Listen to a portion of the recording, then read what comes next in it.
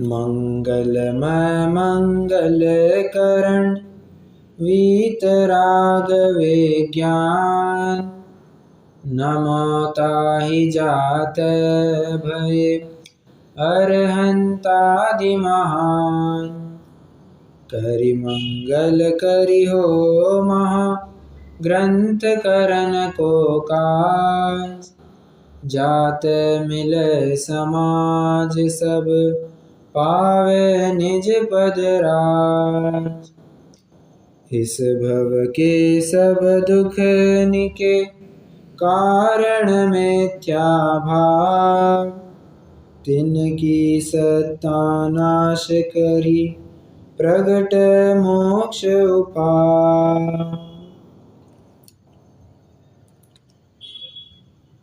कल हमने सम्यक ज्ञान तथा मिथ्या ज्ञान का क्या स्वरूप होता है इसके बारे में चर्चा की। सम्यक ज्ञान की कई सारी परिभाषाओं के ऊपर विचार करने के बाद हम मिथ्या ज्ञान के स्वरूप की तरफ बढ़े थे। मिथ्या ज्ञान में क्या कहा था? एक परिभाषा कहते हैं पंडित जी, प्रयोजनभूत पदार्थों का अयथार्थ जानना सो मिथ्या ज्ञान। और अयथार्थ जानना भी कैसा? सो इसी ग्रंथ के अनेक अनेक आधारों से हमने ये पहचानने की कोशिश की कि जिस ज्ञान से रागादिक घटे सो ज्ञान सम्यक ज्ञान जानना, परंतु तुम्हारे रागादिक तो घटे नहीं, मतलब ही तुमने यथार्थ रूप से जाना नहीं, और यही तुम्हारा मिथ्या ज्ञान है।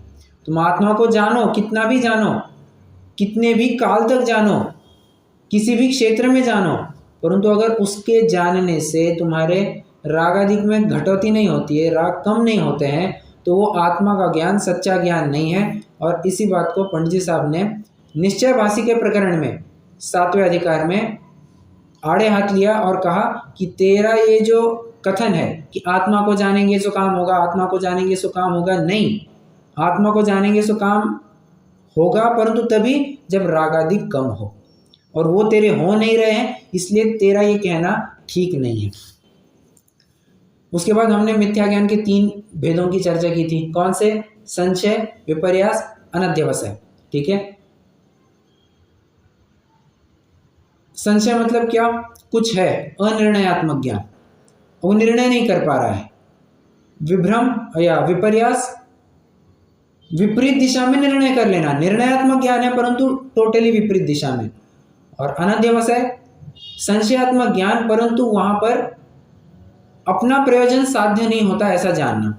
मैं जीव हूं या अजीव हूं, छोड़ो ना, मुझे क्या करना, ये सब करने से धर्म होता है अधर्म होता है, छोड़ो ना, पूजन आदि करने से धर्म, क्या तो धर्म होता है नहीं होता है, छोड़ो ना, ये क्या हो गया, ये अनध्यवसाय हो गया। ठीक है। इन 3 भेदों की चर्चा की। एक प्रश्न शंकाकार लेकर के आया था, आप ऐसा क्यों कहते हो कि पदार्थों को अन्यथा जानोगे तो क्या कहते हैं, सॉरी, प्रयोजनभूत पदार्थों को अयथार्थ जानोगे तो मिथ्या ज्ञान कहलाएगा। अगर कोई सर्प को सर्प नहीं जाने या किसी और प्रकार से जाने तो क्या वो सम्यक ज्ञान नहीं कहलाता है क्या? कोई सर्प को सर्प जाने तो क्या वो सम्यक ज्ञान नहीं कहलाता है क्या? पंडित जी साहब ने कहा सर्प को सर्प जानना, नहीं जानना, अन्यथा जानना, ये सब अप्रयोजनभूत बात है। अप्रयोजनभूत बात में तुम कुछ भी करो उससे हमें फर्क नहीं पड़ता। फर्क अगर किसी से पड़ता है तो तुम प्रयोजनभूत तत्वों में कैसा जानते हो। और यहाँ पर मिथ्या ज्ञान, सम्यक ज्ञान उससे तय होगा तुम्हारा प्रयोजनभूत ज्ञान कैसा है। देखो ना, मैथ्स की क्लास चालू है और किसी टीचर ने पकड़ा एक बच्चे को, बताओ इस क्वेश्चन का आंसर दो। ठीक है। अब मैथ्स की कक्षा चल रही है, वो जवाब नहीं दे पाया, वो सॉल्व नहीं कर पाया प्रॉब्लम। क्या वो ये कहेगा साहब मैं तो ज्ञानी हूं ना, मुझे साइंस का बहुत अच्छा ज्ञान है, मुझे साइंस का, बायोलॉजी का बहुत अच्छा ज्ञान है। मैथ्स का टीचर क्या कहेगा? अभी मैथ्स चला है तो मैथ्स का ही आंसर देना चाहिए।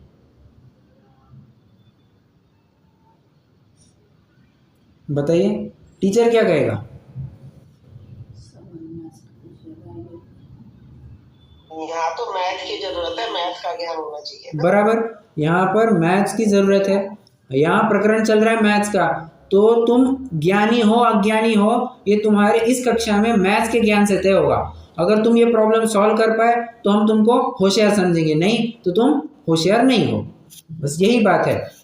अब ये अध्यात्म का प्रकरण चल रहा है। अध्यात्म के प्रकरण में तुम प्रयोजनभूत वस्तु को यथार्थ जान रहे हो, हाँ तो सम्यक ज्ञानी। फिर तुम चाहे सर्प को रस्सी जानो, रस्सी को सर्प जानो, 2 + 2 = 5 लिख दो, कोई फर्क नहीं पड़ेगा, कोई फर्क नहीं पड़ेगा। यहाँ पर कोई तुम्हें मिथ्या ज्ञानी नाम नहीं देने वाला है, क्योंकि यह अध्यात्म का प्रकरण है।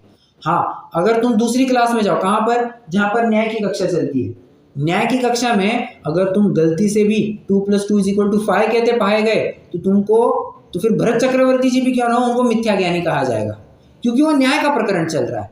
ठीक है,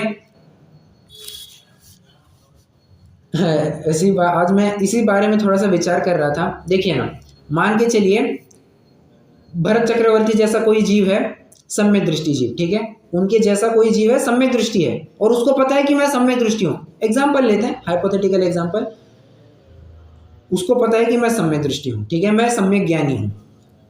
अगर वो लोक व्यवहार में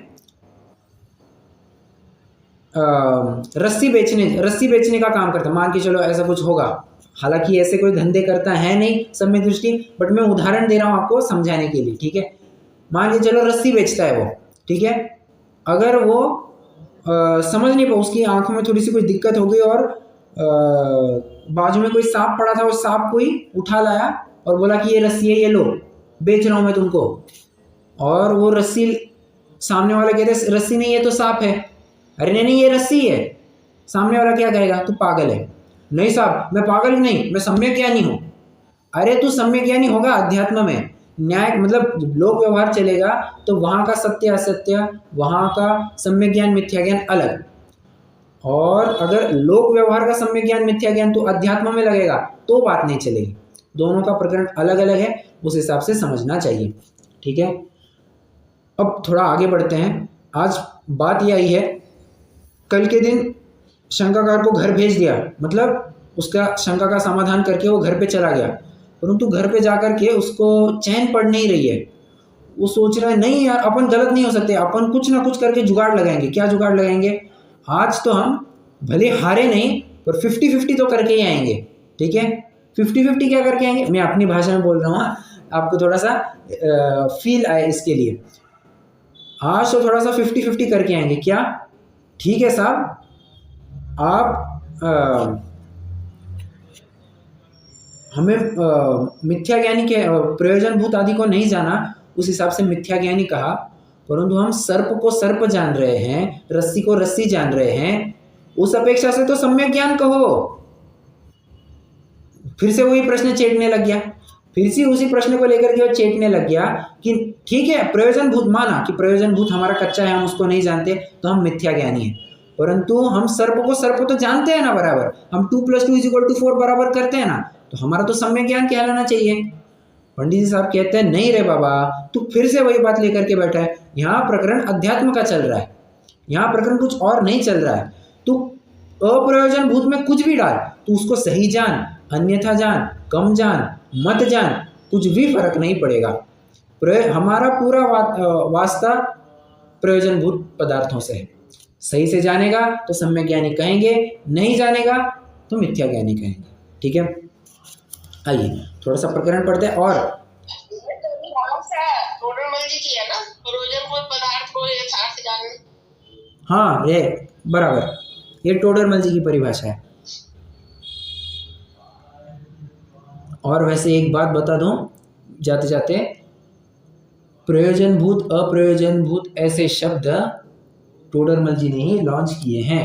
आपको पुरातन किसी भी ग्रंथों में, किसी भी ग्रंथ में ऐसा नहीं होंगे, कहीं मेरे पढ़ने में तो नहीं है या किसी और विद्वान के भी पढ़ने में नहीं होंगे। प्रयोजनभूत ऐसा शब्द पंडित साहब ने पहली बार लॉन्च किया है। मतलब बहुत ही एक क्रांतिकारी विचारों के साथ पंडित साहब आगे बढ़े हैं और प्रयोजनभूत कहकर के साफ साफ कहना चाह रहे हैं, भाई इन्हीं से तेरा काम होगा और किन्हीं से काम नहीं होगा, अप्रयोजनभूत से तेरा कोई काम नहीं होने वाला है। ठीक है, चलो पृष्ठ क्रमांक 85 यहाँ प्रश्न है कि एकदम एंड में यहाँ प्रश्न है कि मिथ्या दृष्टि को जीवादि तत्वों का अयथार्थ जानना है उसे मिथ्या ज्ञान कहो। ठीक है साहब, अप्रयोजनभूत पदार्थों को प्रयोजनभूत पदार्थों को अन्यथा जान रहा है तो उसको तो मिथ्या ज्ञान कहो, कोई दिक्कत नहीं। परंतु रस्सी सर्पादिक के यथार्थ जानने को तो सम्यक ज्ञान कहो, उसको तो सम्यक ज्ञान कहना चाहिए। अब देखो समाधान। अब ये जो समाधान दे रहे हैं ना, इस समाधान में कुछ और विशेष बात करने वाले हैं। स्वरूप विपर्यास, कारण विपर्यास और भेदाभेद विपर्यास, इन 3 प्रकार के विपर्यास की चर्चा चलेगी। थोड़ा सा अटेंशन शार्प रखिए क्योंकि यहाँ पर आपको थोड़ा लिखना भी पड़ेगा, मैं चार्ट भी बनवाऊंगा आपको और एक नवीन प्रकरण शायद आपको हो सकता है। देखिए समाधान, मिथ्या दृष्टि जानता है, वहाँ उसको सत्ता असत्ता का विशेष नहीं है, इसलिए कारण विपर्यय व स्वरूप विपर्यय व भेदाभेद विपर्यय को उत्पन्न करता है। अगर बात यहाँ पर बीज डाल दिया उन्होंने, 3 प्रकार के जो विपर्यय है, विपर्यय मतलब विपरीत ज्ञान, वो भी निश्चयात्मक, निर्णयात्मक हो गया परंतु विपरीत ज्ञान। ठीक है, कैसे जानता है वो? सत्ता असत्ता का विशेष किए बिना। मतलब क्या? सत्ता असत्ता का विशेष किए बिना मतलब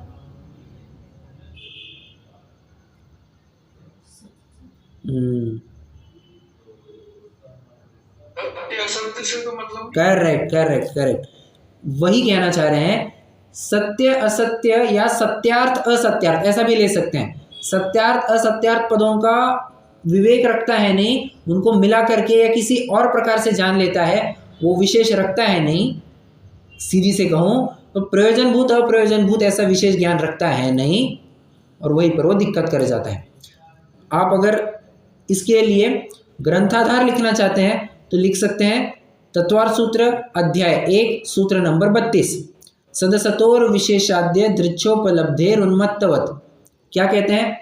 जो अज्ञानी जीव है वो क्या करता है? सत असत सदसतोर विशेषाद्य दृच्छोपलब्धेर उन्मत्तवत, सत असत का विवेक रखता है नहीं और उन्मत्त की भांति चेष्टा करता है। नहीं समझ में आ रहा है? हाँ, उन्मत्त की भांति चेष्टा करता है, सत सही गलत का विवेक नहीं रखता है, ये उसकी गलती हो रही है। यही बात कह रहे हैं कि मिथ्या दृष्टि जानता तो है विषयों को, परंतु उसमें प्रयोजनभूत क्या अप्रयोजनभूत क्या ये अलग अलग करके नहीं जानता। दूध तो सभी जन पीते हैं जी, परंतु हंस के जैसा दूध कोई नहीं पीता। कैसे? हंस पानी और दूध को अलग अलग करके पीता है और उसमें से दूध जो उसका प्रयोजनभूत है वो ले लेता है, पानी छोड़ देता है। और सामान्य जन क्या करता है? सामान्य जन में आप कहेंगे ऐसी ताकत तो है नहीं, परंतु ये उदाहरण था कि वो तो प्रयोजनभूत को अलग करके ले लेता है और हम क्या करते हैं? पानी और दूध मिक्स होता है वो तो साथ में ले लेते हैं। ठीक है, ये उदाहरण था। अब देखिए ये जो 3 विपर्यय कहे हैं ना, कारण विपर्यय, स्वरूप विपर्यय, भेदाभेद विपर्यय, इनका जरा स्वरूप कहते हैं। कारण विपर्यय मतलब क्या? कोई एक विशिष्ट काम किया, उसकी वजह से कोई और काम हुआ। उदाहरण देता हूं। जीव ने भोजन किया, मुझे बहुत अच्छा लगा, ये क्या हो गया? कारण विपर्यय। समझना शांति से समझना, पहले कंसेप्ट को समझिए फिर मैं आपको चार्ट भी बनवाऊंगा। कारण विपर्यय क्या कहता है? मूल कारण को नहीं पहचानता। जो कुछ भी काम हुआ है उस काम का मूल कारण क्या, कार्य का कारण नहीं पहचानता और यहीं पर उसकी दिक्कत हो जाती है। एक और उदाहरण देता हूँ। वैसे पहले इसका उदाहरण दे चुका हूँ मैं, परंतु इस प्रसंग में फिर से देना चाहूँगा।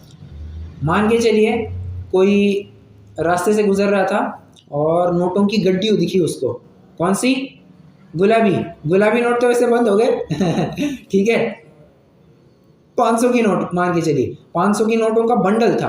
अब बंडल उसको रास्ते पे दिखा, उसने नज़र घुमाई, कोई नहीं है, उठाया और जैसे ही जेब में डालने को हुआ पीछे से क्या है वो पुलिस आई और पुलिस ने उसको दबोच लिया, चल अंदर, धाप दिया और दबोच करके अंदर में डाल दिया। डंडे बरसाने चालू किए उसके ऊपर। अब वो क्या जो जेल में गया है, जो डंडे खा रहा है, वो क्या विचार करता है?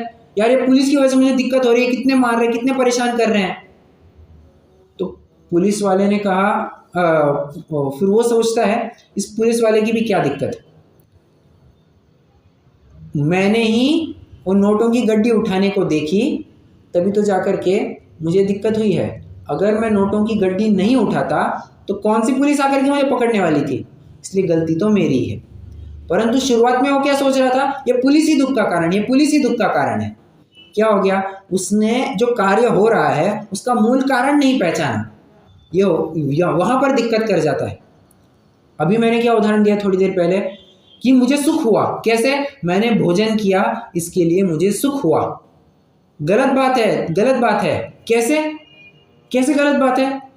सुन, तुझे भोजन करने की इच्छा हुई, तूने भोजन किया और भोजन करने से तेरी वो इच्छा पूरी होती गई, इसलिए तुझे इच्छा के अभाव रूप वो सुख का अनुभव हो रहा है। भोजन करने से सुख नहीं हुआ, तो भोजन करने की जो इच्छा थी वो इच्छा कम हुई, इच्छा पूरी हुई और इच्छा की पूर्ति के अनुरूप तुझे सुख का वेदन हुआ। नहीं तो जीव क्या मानता है, भोजन करने से सुख होता है। नहीं, सरासर गलत बात है। भोजन करने से सुख नहीं होता, वो तो तेरी इच्छाएं कम हुई है, मूल में तो वो कारण है। कितने जन समझ रहे हैं कारण विपर्य, कारण विपर्य किसे कहते हैं?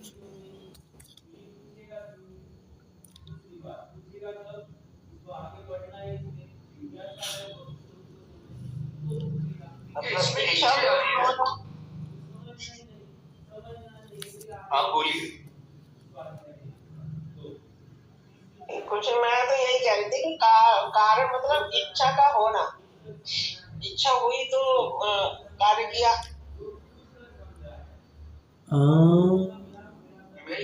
मेरा ये कहना था। एक मिनट बेसिकली डॉक्टर साहब, एक मिनट। कुमकुम जी आप क्या कह रही है? इच्छा हुई तो कार्य हुआ। हाँ, बराबर। इच्छा हुई, भोजन की इच्छा थी तभी तो भोजन करने की क्रिया हुई, बराबर। तो कारण नहीं पहचानता किसकी वजह से हुआ, वो इच्छा की वजह से हुआ। पूरा खेल इच्छा का है, ठीक है, सही है। और वो क्या समझता है, भोजन करने से सुख हुआ। नहीं, वो इच्छा की पूर्ति हुई, इसके लिए सुख हुआ, इस सुख का वेदन हुआ। तो मूल कारण उसको पहचानना पड़ेगा। अब आप जो कह रहे हो भोजन करने की अपेक्षा कह रहे हैं, मैं भोजन से सुख मिला उसके बारे में बात कर रहा हूँ, ठीक है, थोड़ा सा फर्क पड़ेगा, तो ऐसे समझिए आप। हाँ डॉक्टर साहब, इसमें जो उसको सुख की अनुभूति हो रही है, हाँ, बेसिकली वहाँ पे आत्मा का तो कोई उसमें ये नहीं है, क्योंकि बेसिकली वो भोजन से मतलब भूतगल से रिलेटेड इश्यूज है ना ये। ऑफ कोर्स आत्मा का इसमें इंद्रिय सुख दुख की बात चल रही है, इंद्रिय सुख दुख की ही बात चल रही है, ठीक है। तो ये हो गया कारण विपर्यास, मूल कारण को नहीं पहचानता। अब स्वरूप विपर्यास देखते हैं। स्वरूप विपर्यास मतलब क्या? उदाहरण देता हूं मैं। परवस्तु के नष्ट होने से अपनी सत्ता का नाश मानना। तुमने अपने स्वरूप को नहीं पहचाना, स्वरूप को नहीं पहचाना, या यूं समझिए उसके मूल काम को नहीं पहचाना, उसके गुणों को नहीं पहचाना, तुमने उसके स्वरूप में भूल कर दी। एक उदाहरण देता हूं, आपको जबरदस्त ख्याल में आ जाएगा, ठीक है। मान के चलिए किसी के पास एक 250 रुपए की वो 3 इडियट्स का सीन याद है क्या, जहाँ पर वो कौन वो 4 लाख की घड़ी लेकर के देता है वो और आमिर खान कहता है मेरी तो 250 रुपए की है। याद आ रहा है क्या? मुझे तो उदाहरण बताना है। आपके क्या मुंह से सुना है शायद वाला? अच्छा, मैं नहीं सुना है क्या? ठीक है, कोई बात नहीं। हाँ, परंतु अगर किसी को याद आ रहा हो तो इशारा कर देना। तो वो क्या कहता है, 4 लाख की घड़ी गुम हो गई, 4 लाख की घड़ी गुम हो गई। हाँ जी, कल्पना जी। यस, तो याद आ रहा है। हाँ, ओके, ठीक है। तो वो क्या कहते हैं, 4 लाख की घड़ी गुम हो गई, 4 लाख की घड़ी गुम हो गई। और वो आमिर खान कहता है मेरी तो 250 रुपए की है यार। और बाद में एक लाइन कहता है क्या, पर टाइम तो सही दिखाती है। अब इसमें से मैं निष्कर्ष निकालता हूँ। निष्कर्ष ये है, घड़ी कितनी की भी हो, काम क्या करती है भाई, टाइम दिखाने का काम करेगी। मैं आपको वास्तविकता बताऊं, मतलब क्या कहे, पैसा कैसे अनाप शनाप उड़ाया जाता है, मैं आपको उदाहरण देता हूँ। मैं जहाँ ऑफिस में जाता था तो मेरे ही जस्ट बाजू में एक बंदा बैठता था, लड़का मेरी उम्र का था लगभग। तो उसने उसका ग्रेजुएशन वगैरह पूरा हो गया और एक अच्छी खासी डिग्री उसने हासिल की। तो वो कहता है कि उसने गिफ्ट के रूप में क्या लिया, 40,000 रुपये की घड़ी ली। घड़ी, सिर्फ घड़ी ली 40,000 रुपये की। और मैं सोच रहा हूँ, है भगवान, हाँ, अब लेने वाले तो 10-10, 20-20 लाख रुपए वाले भी लेते हैं, पर वो तो आदमी अलग है। ये तो अभी अभी हुआ है, इसने 40,000 की घड़ी ले ली।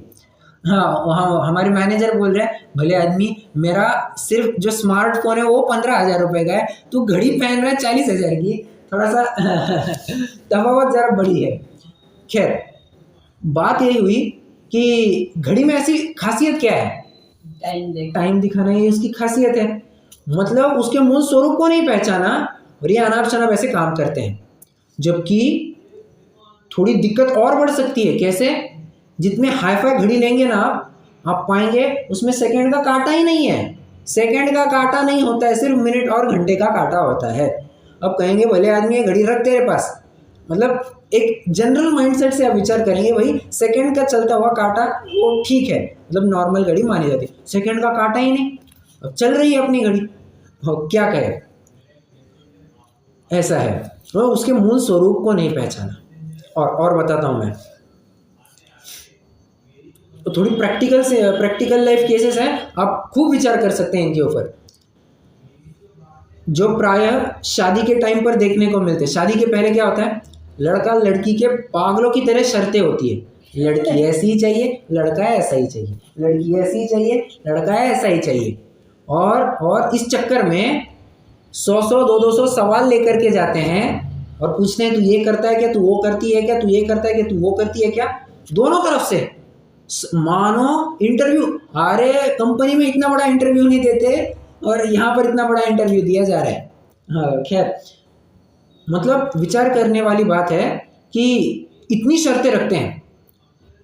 मूल प्रयोजन क्या था शादी करने का, भाई तुम ब्रह्मचर्य से रहो। ब्रह्मचर्य भी मतलब कैसा, तुम पराये की तरफ निगाह मत दौड़ाओ, अब एक में ही संतुष्ट हो जाओ, स्व पुरुष या स्व स्त्री में ही संतुष्ट हो जाओ। इतना तो उसका प्रयोजन था और तुमने वो प्रयोजन ही पूरा उड़ा दिया और बस एक भोग की वस्तु तुम अपने साथ जोड़ रहे हो, पुरुष के रूप में या स्त्री के रूप में, कैसे भी तुम एक भोग की वस्तु बस सामने जोड़ रहे हो।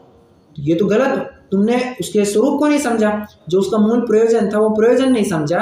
और कहते हैं लड़की गोरी ही चाहिए और लड़की काली ही चाहिए, लड़का सोना, कितना सोना है, सोना लड़का चाहिए, एकदम क्या चिकना चुपड़ा लड़का चाहिए, बहुत पैसे वाला चाहिए, इकलौता लड़का चाहिए। और लड़की भी कैसे चाहिए, उसके बाल एकदम स्ट्रेट होने चाहिए मतलब सब फैक्ट है, ये फैक्ट कह रहा हूँ। अब ज़्यादा कहने की बात नहीं है, परंतु मेरे सामने एक ऐसी बहुत बहुत बड़ी घटना हुई है और अब क्या कहे, ज़्यादा बता नहीं सकता मैं, पर एक बहुत बड़ी, मैं आपको लगेगा मैं फालतू में ही ऐसे नाटक करवा रहा हूँ, नाटक कर रहा हूँ, ऐसा कुछ नहीं है। जो वास्तव में घटना घड़ी हुई है उसके आधार से मैं आपको कुछ दाखले दे रहा हूँ कि हाँ ऐसा भी होता है। और ये तो मैंने आपको बहुत बेसिक बताया, आप ज़रा बाहर झांक करके देखना, हालत और बेकार है, और भी बेकार है, बहुत बेकार। मतलब क्या कहे, मूल प्रयोजन समझते हैं नहीं और फिर काली गोरी करते रहते हैं। प्रश्न है मेरा, सफ़ेद क्या है, सफ़ेदी क्या है?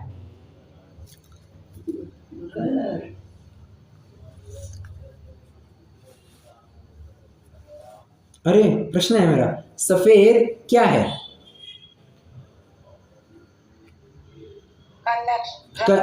वर्ण है, बराबर। कौन से गुण का ये कौन से द्रव्य का गुण है? पुद्गल का है। भाई तुम सफ़ेद ये कह रहे हो, ये सफ़ेद सॉरी ये पर्याय है, एक्सट्रीमली सॉरी, सफ़ेद ये पर्याय होगी कौन से गुण की? वर्ण गुण की। ये वर्ण गुण है किसका? पुद्गल का है। अब समझो, ऑन दी अदर हैंड काला, काला क्या है? ये भी वर्ण गुण की एक पर्याय है। और वर्ण गुण है किसका? पुद्गल। मतलब काला हो सफेद हो, है तो दोनों पुद्गल की ही पर्याय है ना। तुम किसमें अच्छा बुरा कर रहे हो? मूल स्वरूप को नहीं समझते। गया मतलब पूरा पानी बर्बाद। स्वरूप नहीं समझते। तुमने जीव अजीव का स्वरूप नहीं समझा, आश्रवादी का स्वरूप नहीं समझा, और क्या रागादि प्रगटिए दुख देन तिन्ही को सेवत गिनत चैन। रागादि का तुमने स्वरूप नहीं समझा, आश्रव का यथार्थ स्वरूप नहीं समझा, और पाप आदि करने में ही तुमने धर्म मान लिया। वारे वाह, ये आश्रव तत्व संबंधी भूल और नहीं तो क्या है। ये सब यही तो बातें हैं। ये हो गया स्वरूप। स्वरूप विपर्यास में आप इतना समझ सकते हैं, उसका मूल स्वरूप, जो मूल गुण है, जो उसके कैरेक्टरिस्टिक्स है, उसका जो मूल काम है, जो प्रयोजनभूत काम है, उसका प्रयोजनभूत काम नहीं समझता है और इर्द गिर्द में घूमते रहता है। ठीक है। अब आता है भेदाभेद विपर्यास। भेदाभेद विपर्य भी कह सकते हैं, भेदाभेद विपर्यास भी कह सकते हैं, एकार्थवाची है। भेदाभेद विपर्यास में क्या ले सकते हैं? दो वस्तुएं मिली हुई है या अलग अलग है, ये समझ नहीं पाता है। ये तो मैं बहुत बेसिक लेवल पर कह रहा हूं। देखो, व्यवहार से जीव शरीर एक है पर परमार्थ से अलग है, ऐसा नहीं मानना, और समस्त वस्तुओं को समुदाय रूप से ग्रहण करता है। क्या कहा? समुदाय रूप से ग्रहण करता है। सब कुछ मैं, अरे असद्भुत व्यवहार ने तो कहने तक था, कहवत का था क्या? ये स्त्री पुत्र आदि तुम्हारे हैं, तुम इनके हो, ये शरीर मेरा है, मैं इस शरीर का हूं, ये शरीर और जीव एक है। ये तो कहवत की बातें थी। हमने नए में पहले ही एक डिस्क्लेमर दे दिया था, नए के प्रकरण चालू होते से ही हमने एक डिस्क्लेमर दिया था, ये सब कहवत की बातें हैं, इसको बिल्कुल भी मान्यता में मत लाना। ठीक है, ये कहने की बात है। मान्यता के स्तर पर अगर कुछ लाना है तो सिर्फ और सिर्फ 8वें नए का जो विषय है, त्रिकाली ध्रुव, उसको ही श्रद्धान का विषय बनाना। बाकी जितनी भी है वो सब पर्याय हैं, पर्यायों को श्रद्धान का विषय नहीं बनाना। वो तो अब क्या है, बोलचाल में, कथन पद्धति में वो बात आ जाती है, इसलिए हमने 7 प्रकार के अलग अलग कथन पद्धतियां बना दी। परंतु जो वास्तविक श्रद्धान में लाने योग्य है वो तो 8वीं कथन पद्धति है। 8वें नए के विषयभूत जो आत्मा है वो श्रद्धान का श्रद्धेय है। परंतु ये जीव क्या करता है? हमने कहने तक बात रखी थी, उसने श्रद्धान में भी बात उतार दी। स्त्री पुत्र मेरे कहे जाते हैं, नहीं, मैं स्त्री पुत्र वाला मानता हूं, ये उसकी गड़बड़ कर देता है। दो भिन्न भिन्न वस्तुएं हैं फिर भी एक मानता है, दो जिसमें एक जान मानता है, दिक्कत हो गई। पुद्गल और जीव अलग अलग है, साक्षात समझ में आता है। भाई किसी का देहांत हो गया, शरीर तो यहीं पड़ा है, शरीर अगर क्या कहते हैं, आत्मा होती इसमें तो हलन चलन किसी न किसी प्रकार से करता, नहीं हो रहा है, मतलब क्या? आत्मा इसमें से निकल गए। तद्दन यदि दो भिन्न वस्तुएं हैं फिर भी उसको अलग अलग नहीं मानता। भेदाभेद विपर्यास। कितने जन फॉलो कर रहे हैं मैं यहां तक जो समझाना चाह रहा हूं?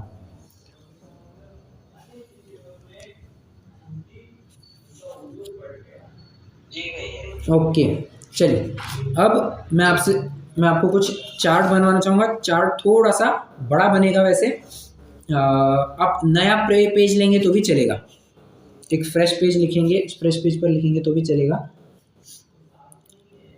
लगभग 4 कॉलम बनेंगे। पहला कॉलम छोटा ही, एकदम छोटा रहेगा, जहाँ पर आपको तत्वों के नाम लिखने, सिर्फ थोड़ा छोटा कॉलम बनेगा पहला। और बाकी के जो 3 कॉलम है वो समान अंतर वाले रखना।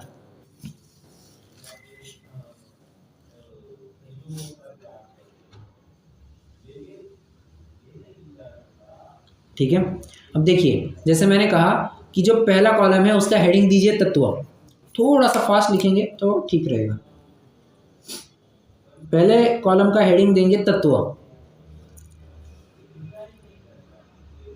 दूसरे का स्वरूप विपर्यास, स्वरूप विपर्य कुछ भी कहिए,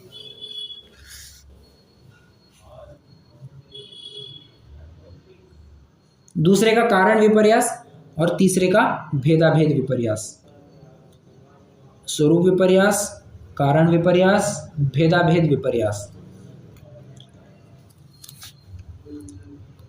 अब देखिए, तत्वों की बात करनी है। सातों तत्वों संबंधी ये जीव किस प्रकार से गलत ज्ञान करता है, उसकी बात कही जाएगी। सातों तत्वों की अपेक्षा कही जाएगी, मतलब थोड़ा सा, इसलिए मैंने कहा कि चार्ट थोड़ा बड़ा बनेगा।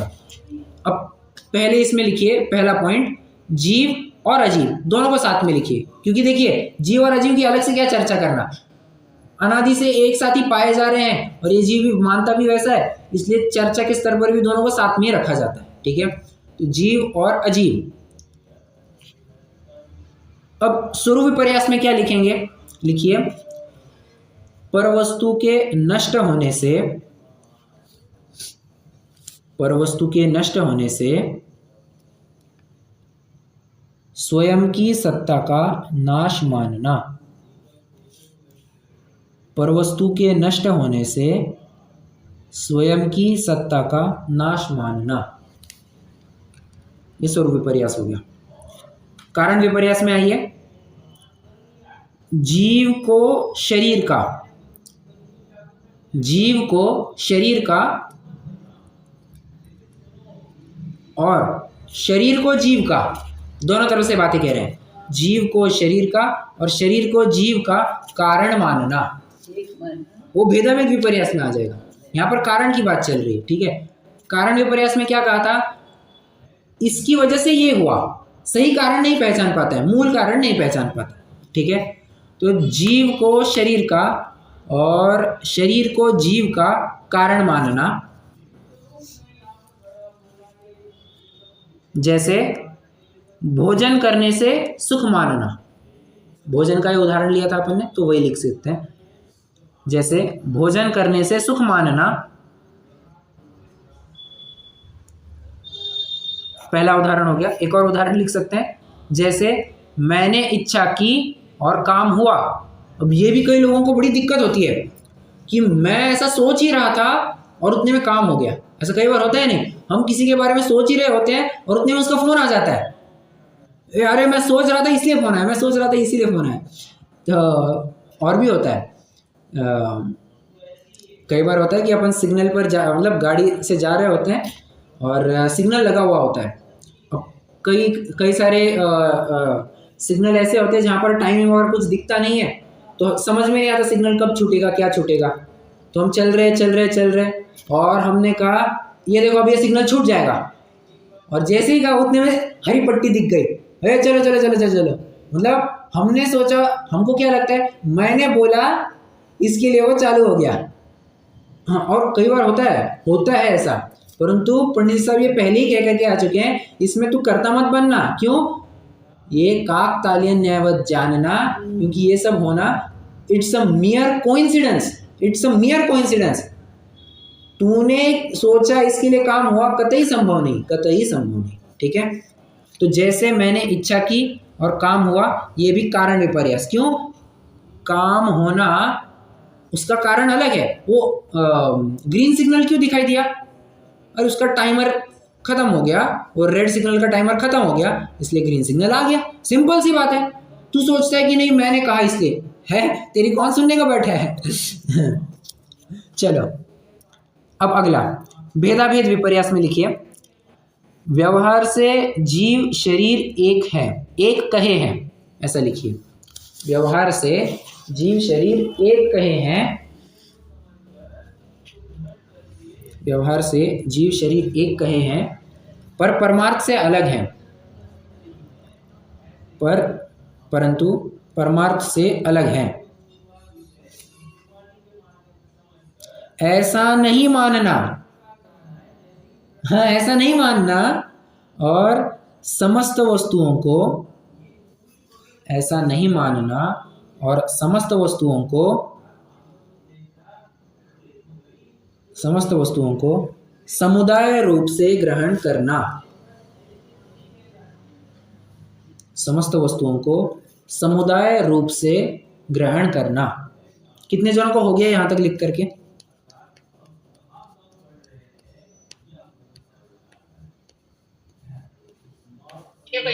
Okay good.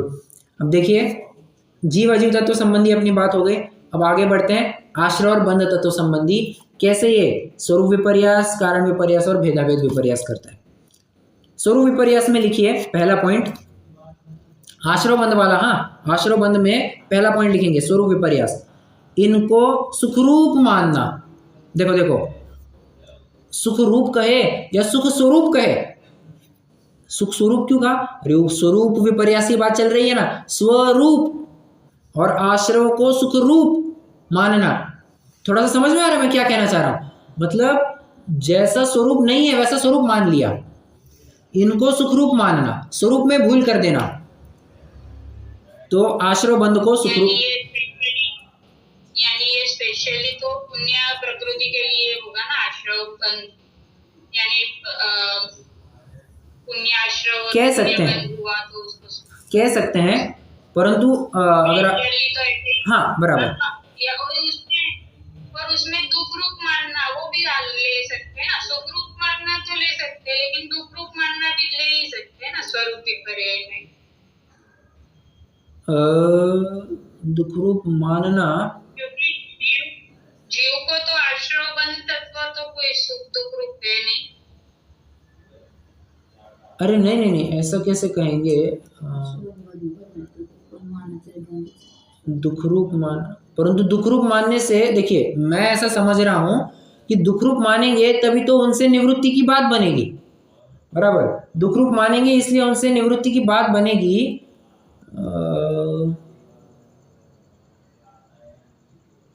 अब ये पूरा द्रव्यानुयोग के हिसाब से ले सकते हैं, लेकिन जनरली नहीं ले सकते, ऐसा होगा।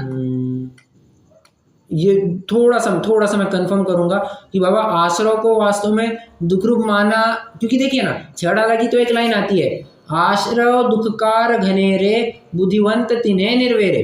मैं तो ये लाइन के हिसाब से थोड़ा विचार कर रहा हूँ, भाई दुख रूप जाना तभी तो जाकर के ज्ञानियों ने उसका त्याग किया, ऐसा मैं सोच रहा हूँ, ठीक है।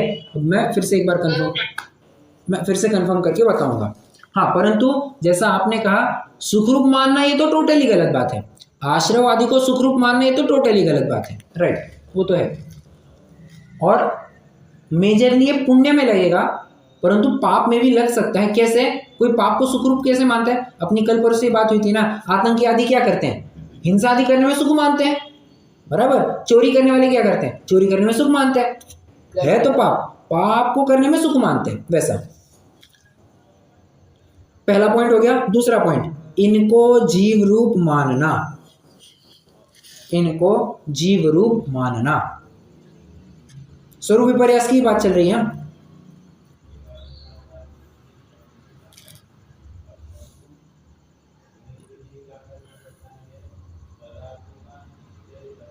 देखो एक इसके लिए और आधार लिख सकते हैं आप, समयसार गाथा 69 और 70, 69 और 70। प्रकरण कौन सा चल रहा है जी, प्रकरण चल रहा है, कोई बताएगा, 69 और 70 गाथा कह करके कौन सा प्रकरण चल रहा है, समयसार।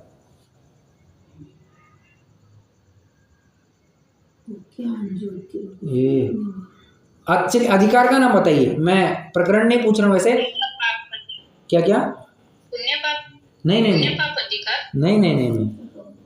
पुण्य पाप अधिकार बाद में है, वो तो 145 से चालू होता है पुण्य पाप अधिकार। किसने कहा अभी,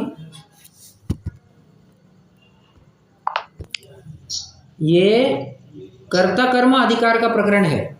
69 70 गाथा जो कही, एक कर्ता कर्म अधिकार जस्ट चालू किया है इन्होंने।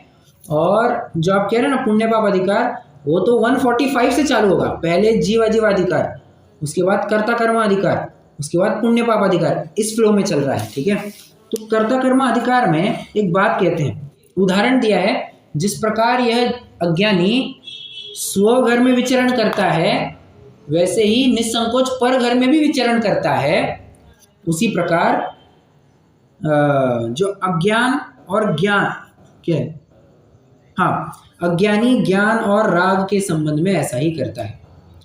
जैसे ज्ञान सुखरूप है, वैसा ही राग भी सुखरूप मानता है। स्वरूप में स्वरूप समझता नहीं है, वो स्वरूप ही ढंग से समझता नहीं है। मतलब कभी ज्ञान को राग रूप मानता है और कभी राग को ज्ञान रूप मानता है, दोनों को मिला करके बात करता है। स्वरूप ढंग से समझता नहीं। ठीक है, ये हो गया अपना स्वरूप विपर्यास को लेकर के। अब कारण विपर्यास में आते हैं। आज हो सकता है थोड़ा सा एक्सटेंड हो जाए टाइम, पर अपने ये कंप्लीट कर लेंगे, नहीं तो कल के लिए फिर पेंडिंग रह जाएगा। देखिए अब कारण विपर्यास में देखिए, पहला पॉइंट लिखिए, कारण विपर्यास आश्रव सुख का कारण है। स्वरूप विपर्यास में क्या समझा था? आश्रव को सुखरूप मानता है, और यहां पर क्या कह रहे हैं? आश्रव को सुख का कारण मानता है। ये इसमें फर्क क्या पड़ा? सुखरूप है और सुख का कारण है, बहुत फर्क पड़ गया। सुखरूप कह करके एक प्रकार से फल की अपेक्षा बात कर रहे हैं, और कारण कह करके उसके ओरिजिन की तरफ से बात कर रहे हैं। वो याद है ना, मंगलमय मंगलकरण, मंगल स्वरूपी है और मंगल करने वाले हैं। ठीक है, शिव स्वरूप शिवकार, वैसे ही सुखरूप और सुख का कारण। आश्रव को सुखरूप मानता है और सुख का कारण भी मानता है, परंतु सुख का कारण मानना ये क्या हो गया? कारण विपर्यास हो गया। कितने जन समझ रहे हैं मैं क्या कहना चाह रहा हूँ? कितने टफ तो नहीं लग रहा है? अगर थोड़ा भी टफ लगे आप तुरंत बता सकते हैं, मैं और उदाहरण आदि दे करके समझाऊंगा। सर एक और एग्जाम्पल चाहिए? आप लिख लीजिए, मैं आपको एग्जाम्पल तुरंत बताऊंगा मैं। आप पहले इतना कंप्लीट कर दीजिए। देखिए आश्रव सुख का कारण है, ये हो गया। अब दूसरा पॉइंट लिखिए, फिर उदाहरण देता हूं मैं। आश्रव अपना और निमित्त औरों को ठहराना। अब इसको मैं उदाहरण देता हूं आपको। देखो कारण विपर्यास में क्या है? इसने मुझे फेमस एग्जांपल है, सामने वाले ने मुझे गाली दी इसलिए मुझे क्रोध हुआ। एक प्रसिद्ध उदाहरण है। अब समझिए भूल कहां पर कर रहा है वो? भूल कहां पर कर रहा है?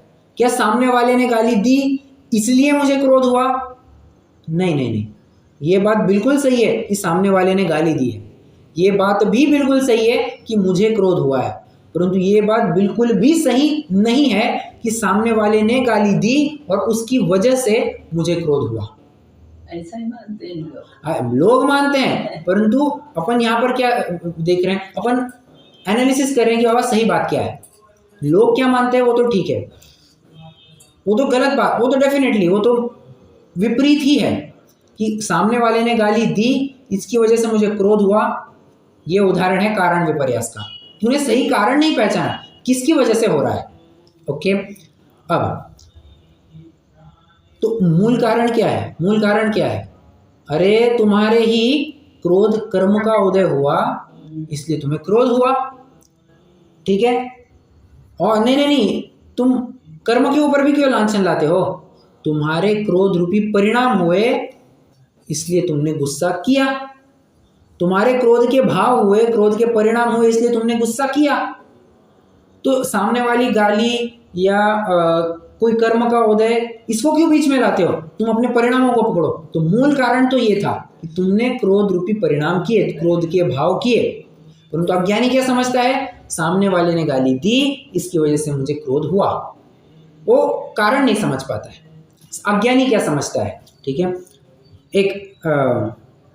एक और उदाहरण, मैंने क्रोध किया इसके लिए सामने वाला ठिकाने आ गया। ये भी समझना तुमने गुस्सा किया इसकी वजह से सामने वाला ठिकाने आया, ऐसा भ्रम मत पालो। क्यों? अरे सामने वाला ठिकाने आया है, उसकी योग्यता से आया है, तुमने कुछ नहीं किया है। और कोइंसिडेंस ऐसा था कि उसको सही बुद्धि जागृत होनी थी और उस समय में तुमने डांटा, उसको समझ में आया और वो सही काम करने लग गया। ठीक है, होता है ना ऐसे, माँ बाप डांटते हैं, क्यों? पढ़ाई ठीक से नहीं करता। हाँ, फिर माँ बाप के डांटे जाने के बाद वो बच्चा समझ जाता है कि हाँ पढ़ाई करनी चाहिए। तो हमने डांटा इसलिए बच्चा पढ़ने लग गया? नहीं, वो बच्चे को पढ़ने की उसकी वो योग्यता आ गई थी, बस तुम्हारा डांटना वहां पर वो एक कारण बन गया, बाह्य कारण बन गया, और ये जीव मानता है कि मैंने क्रोध किया इसकी वजह से सामने कार्य हुआ। ऐसा बिल्कुल नहीं है, बिल्कुल भी नहीं है। उस सामने वाला कोई कार्य हुआ है ये उसकी योग्यता से हुआ है। तुम्हारा उसमें कुछ भी हस्तक्षेप नहीं है। तो समझ, कल्पना जी समझ में आ रहा है कैसे चल रहा है कारण विपर्यास? यस बट आश्रव को सुख का कारण मतलब ये इसमें नहीं अप्लाई हुआ ना सर। देखिए आश्रव को सुख का कारण मानना, आश्रव के दो भेद बताइए जरा, पुण्याश्रव और पापाश्रव। देखिए अब पापाश्रव की तो बात 2 मिनट के लिए बाजू में रखिए। पुण्य को सुख का कारण मानता है। कैसे? मैं अभी इतना धर्म करूंगा, मैं अभी पुण्य बंद करूंगा तो ये भविष्य में मुझे सुख देगा, तो भविष्य में सुख देगा, इसके लिए वर्तमान का आश्रव को सुख का कारण मानना। समझ में आ रहा है? जैसे मुझे भविष्य में, यस उदाहरण देता हूँ फिर आपको और भी क्लैरिटी हो जाएगी। मुझे भविष्य में बहुत हलवा पूड़ी मिठाई खाने को मिलेगा, इसलिए मैं अभी उपवास कर रहा हूं। ये क्या हो गया? तुमने आश्रव को सुख का कारण माना, तुम्हें भविष्य में सुख रूप दिख रहा था और उसके लिए तुमने जो वर्तमान में काम किया वो हो गया आश्रव।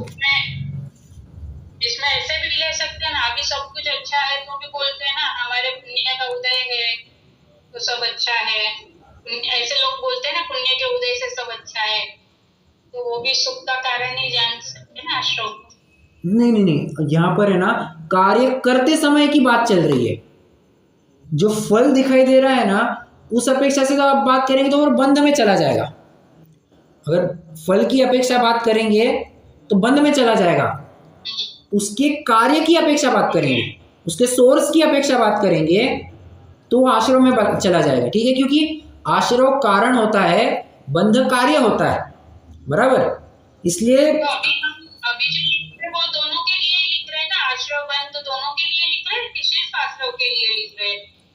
मैंने आपको तत्वों के इसमें तो आश्रव और बंध दोनों लिखा है, परंतु पॉइंट्स में आपको फिलहाल आश्रव के ही लिखा रहा हूँ। ठीक है, पॉइंट्स तो मैं फिलहाल आपको आश्रव के ही लिखा रहा हूँ। ठीक है, बंध में लिखना चाहेंगे तो क्या लिखेंगे?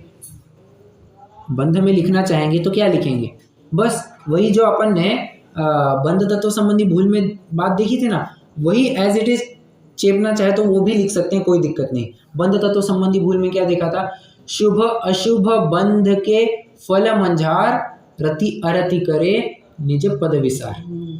परंतु एक बात समझिए ना, बंध में अगर आप कुछ बात कहना चाहेंगे तो बंध तो फल की अपेक्षा बात करता है और उसका कारण आश्रव हुआ करता है, इसलिए अपन आश्रव की अपेक्षा ज्यादा पॉइंट लिखा रहे हैं। समझ में आ रहा है क्या? बंध की अपेक्षा लिखाने को कुछ नहीं, परंतु एक कारण विपर्यास क्या है? कारण की अपेक्षा बात कर रहे हैं ना अपन, तो ऐसा।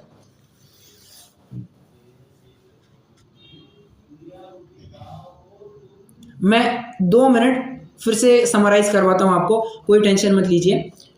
जो स्वरूप विपर्यास था अपना, ठीक है, स्वरूप विपर्यास के लिए जो आश्रव बंध की बात की थी उसमें तो दोनों के पॉइंट्स लगा लेना।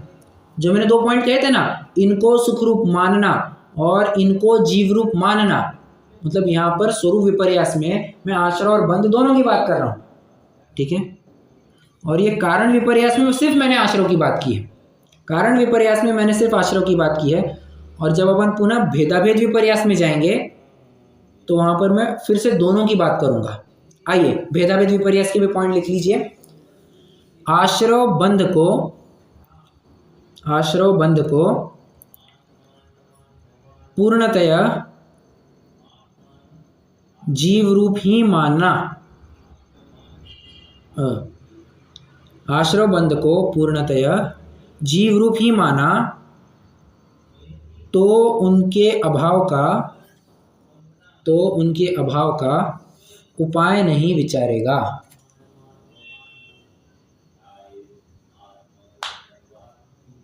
और दूसरा पॉइंट, यदि उन्हें सर्वथा पररूप माना तो भी अभाव का प्रयास नहीं करेगा। दोनों बातें कह रहे हैं, समझना। अगर तुमने सर्वथा अपना मान लिया तो आफत है, और सर्वथा पराया मान लिया तो आफत है। देखो ना, हमारे घर में कचरा है, कचरा मेरा थोड़ी ना, ये तो बाहर से आया है, ये मेरा कचरा थोड़ी ना है। क्या ऐसे में कोई घर को साफ करेगा? कोई साफ नहीं करेगा। उदाहरण 1। उदाहरण 2, नहीं साहब ये कचरा मेरा ही है, कचरा मेरा ही है, कचरा मेरा ही है, मैं इस कचरे को बाहर कैसे जाने दे सकता हूँ, ये कचरा तो मेरा अपना है। तो साफ मत करो, पड़े रहने दो, तब भी क्या घर साफ होगा? तब भी घर साफ नहीं होगा।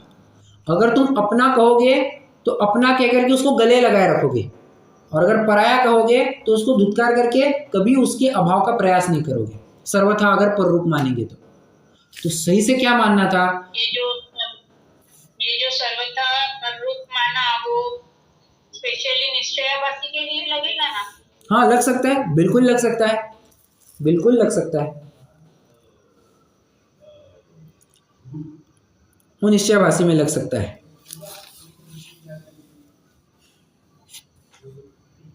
तो मुद्दा क्या है, करना क्या चाहिए था? ये तो मेरे वर्तमान की विकृति है, पुरुषार्थ करने पर इनको हटा सकता हूं, मानना तो ये चाहिए था।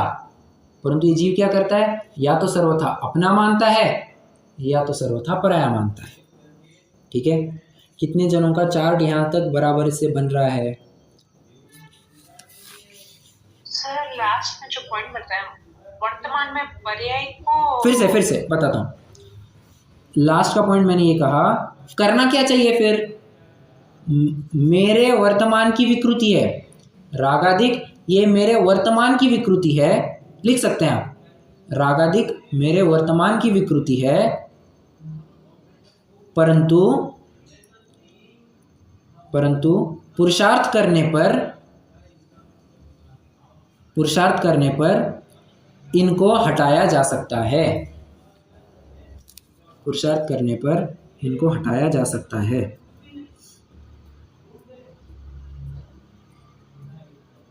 Good to go ahead? Yes sir. Okay, देखो अब संवर, निर्जरा, मोक्ष, इसमें थोड़ा बात करते हैं। संवर में क्या लिखें? स्वरूप विपर्यास में क्या लिखेंगे? संवर उत्पन्न होता है, चेतन उत्पन्न नहीं होता। अब ये क्या बात हुई? स्वरूप विपर्यास में अब देखो, संवर तत्व संबंधी क्या बोल करता है?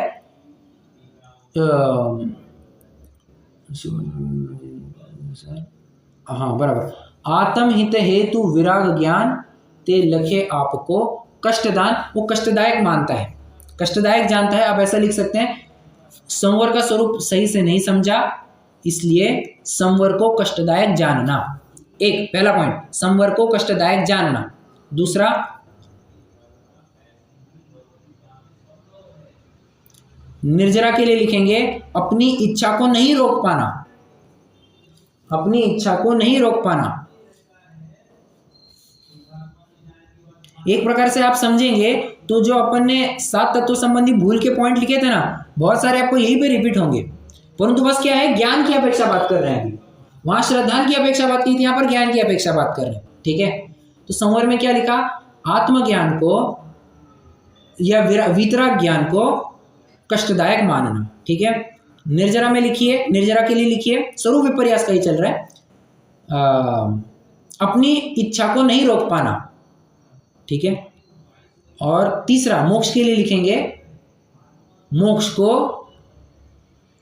निराकुल स्वरूप ही नहीं जानना, मोक्ष को निराकुल स्वरूप ही नहीं जानना। मतलब स्वरूप ही उल्टा मान लिया है इसने, जैसा स्वरूप है वैसा जाना ही नहीं है, ये दिक्कत हो गई। अब कारण विपर्यास में आइए। अब ये तीनों के लिए कॉमन पॉइंट बनेंगे, इनको दुख का कारण जानना, इनको दुख का कारण जानना।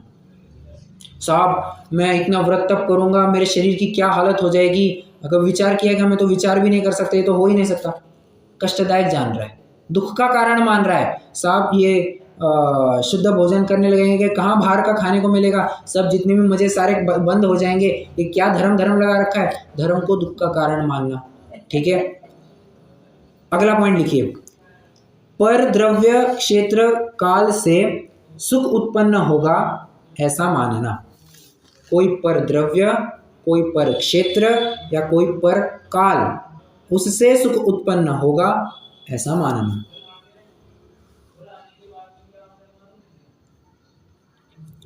अगला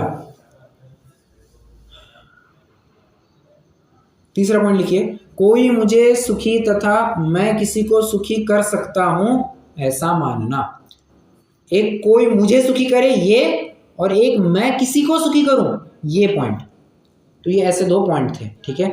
मैं किसी को सुखी कर सकता हूं, तो स्वयं को किसी के सुख का कारण मानना, ये भी कारण विपर्यास।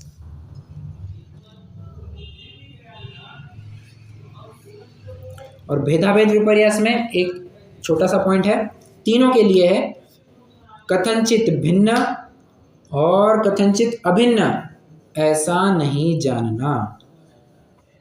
कथनचित भिन्न और कथनचित अभिन्न ऐसा नहीं जानना।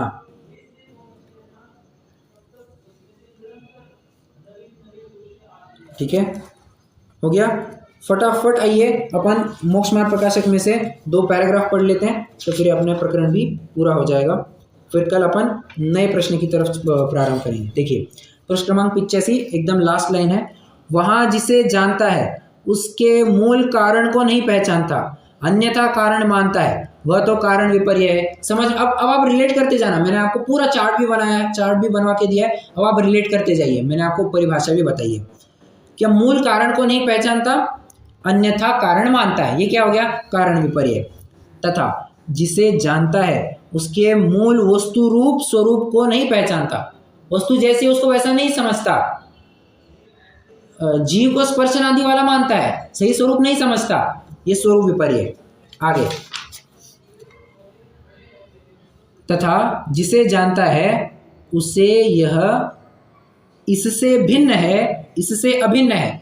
कहाँ भेद करना, क्या कहाँ अभेद करना, ये भेद और अभेद का यथावत ज्ञान नहीं है, ऐसा नहीं पहचानता, अन्यथा भिन्न अभिन्नपना मानता है। अन्यथा भिन्न अभिन्नपना मतलब जहाँ पर एक ही भाव मतलब जहाँ पर एक करके बात करनी थी वहाँ पर तो एक कहता नहीं है, और जहाँ पर 2 अलग अलग बातें हैं वहाँ पर तो एक कर जाता है। और कहाँ पर भेद करना, कहाँ अभेद करना, ये उसको समझ में नहीं आ रहा है।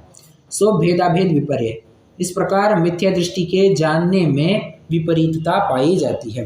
उदाहरण, जैसे कोई मतवाला माता को पत्नी मानता है, पत्नी को माता मानता है, उसी प्रकार मिथ्या दृष्टि के अन्यथा जानना होता है।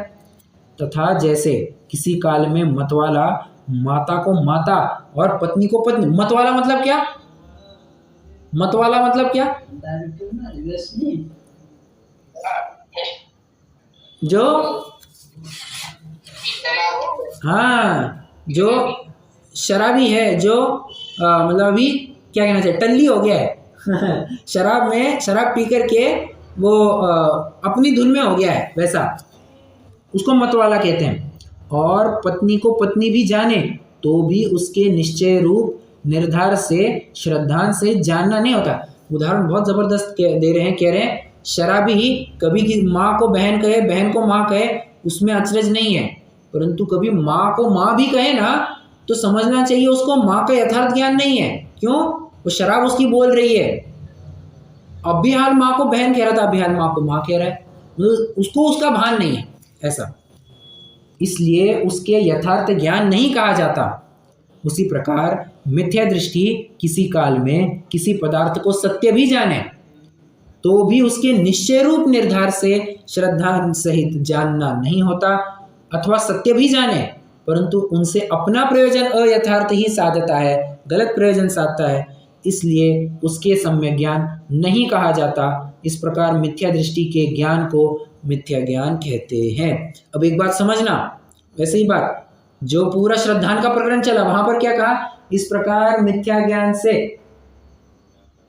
मिथ्या श्रद्धान जानना आई थी ना बात, क्या मोक्ष तत्व का अयथार्थ ज्ञान होने से अयथार्थ श्रद्धान होता है। और यहाँ पर उन्होंने श्रद्धान की भी बात वैसे जोड़ ही दी कि मिथ्या दृष्टि के ज्ञान को मिथ्या ज्ञान कहते हैं।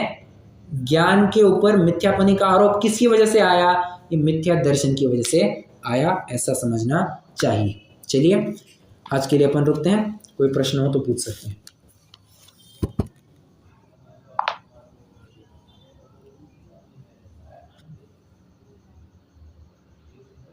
नहीं, सबको आज का प्रकरण समझ में आया? हाँ, थोड़ा महत्वपूर्ण था प्रकरण। कल को तो एक बार और सुनेंगे भाई सर, तब थोड़ा ज्यादा अच्छा पता चलेगा, ना समझ आया। ठीक है, पर प्रकरण तो समझ में आया, समझने के स्तर पर तो हो गया। हाँ वैसे तो लग रहा है। अरे वैसे तो लग रहा है। चलिए आप एक बार जरूर सुन लीजिएगा, आपको हो जाएगा क्लैरिटी। चलिए जिनवान स्तुति करेंगे।